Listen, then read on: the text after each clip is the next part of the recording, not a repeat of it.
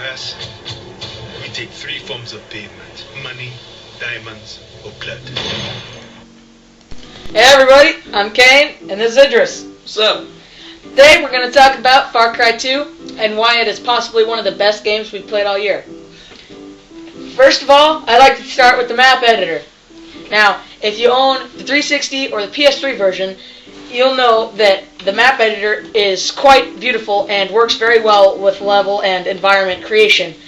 But, sadly enough, it just didn't quite match up to Crysis's object in-depth editing. But if you own the PC version of Far Cry 2, you have a lot more options, and it pretty much ties up. So, Idris, what do you have to say? Well, I totally agree with you there. That was a good statement. And I find that the Far Cry 2 editor, I see all the technical problems with it are very stamped out and very well dealt with. So there is none, suffice to say. And I find it key to making environments because you can't really make more than the environments. It just doesn't give you the opportunity to place weapons and so on and so forth. And also, to create a good environment, you're going to need space. But to post those but the maps on the Far Cry 2 Internet Online forums, you're going to need to keep them relatively small. Shocker.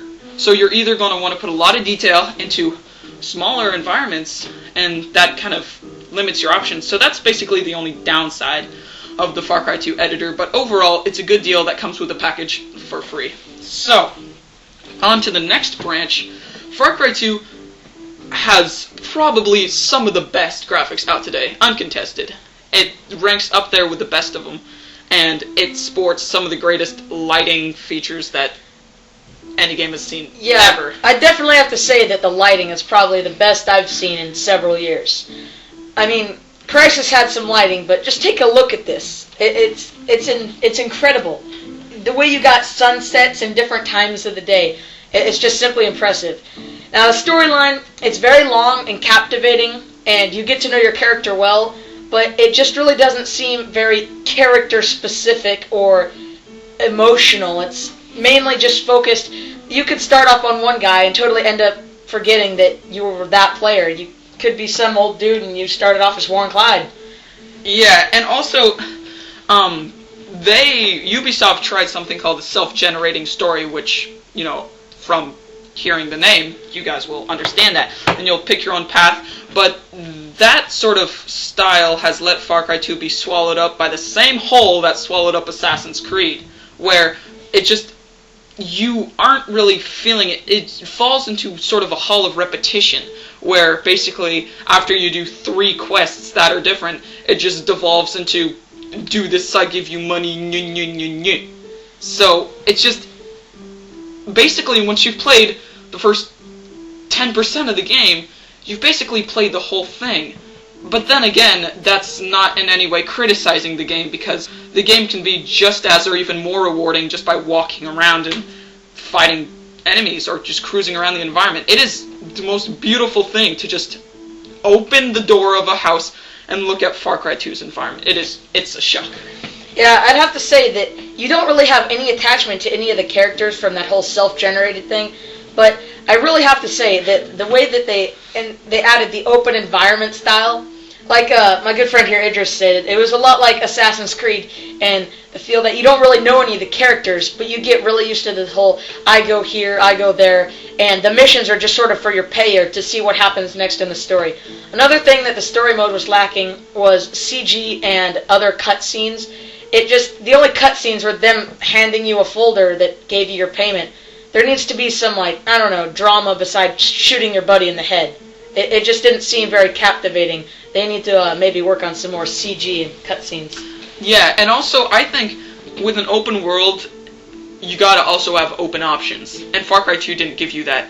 If you think an open option is just being able to run around in a circle and shoot any bad guys you see that come in every 5-minute burst trucks, you're wrong. Open option is being able to find multiple ways to complete your objective. I know a lot of people would beg to differ. Yeah, you can kill the bad guys with fire, or killing them with a bomb, or stabbing them in the head.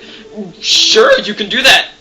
Go for it. But it just lacks a technical marvel that games such as Oblivion have managed to capture, where you can hire people to help you, bribe people, get people's admiration to give them secrets. I actually found it kind of a letdown, Far Cry 2, that you couldn't use your diamonds to even help you achieve your objective. You had to use your currency solely for buying your weapons and upgrades.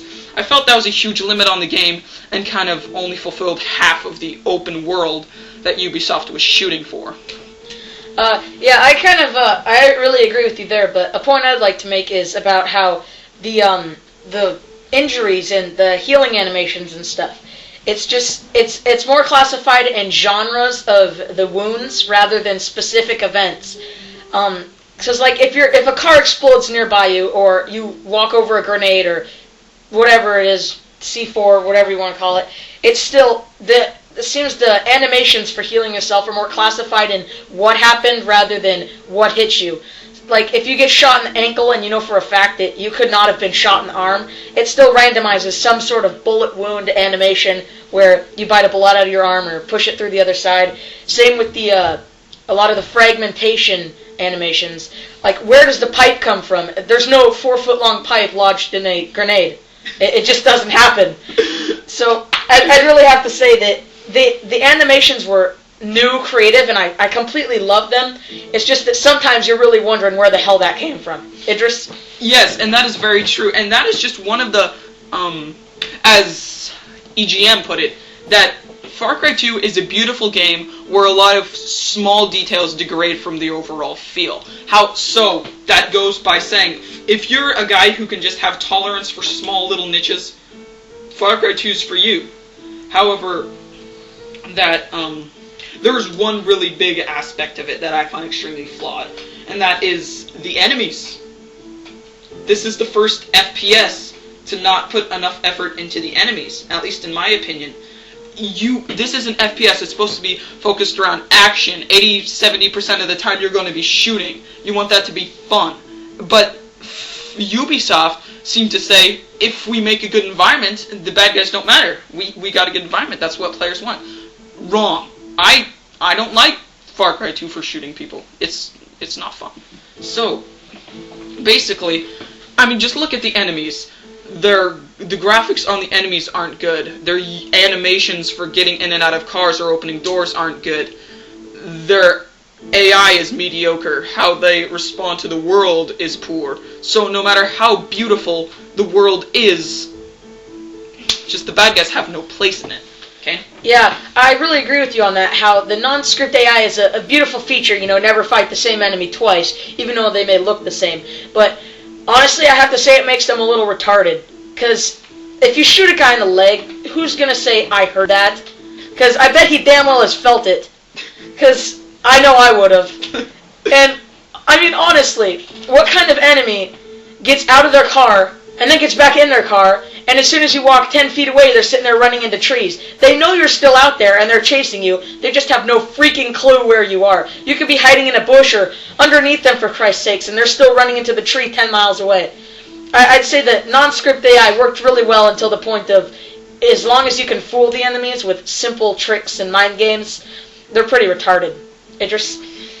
That's definitely true.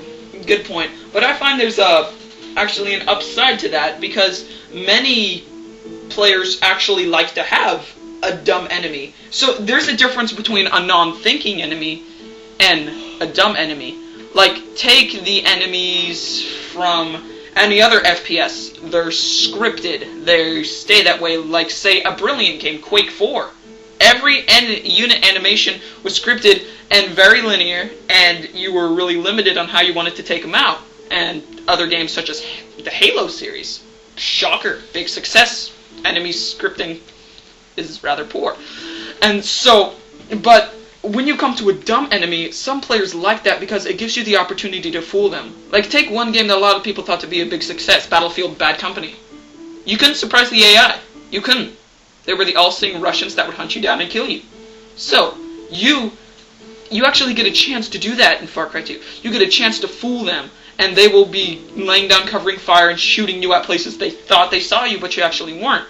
So, if you were able to draw that fine line down to fighting a non-thinking enemy and a dumb enemy, Far Cry 2 will be satisfactory. If you like the enemy to think and hunt you down and really blow the bejesus out of you, then Far Cry 2 is probably not for you. Okay?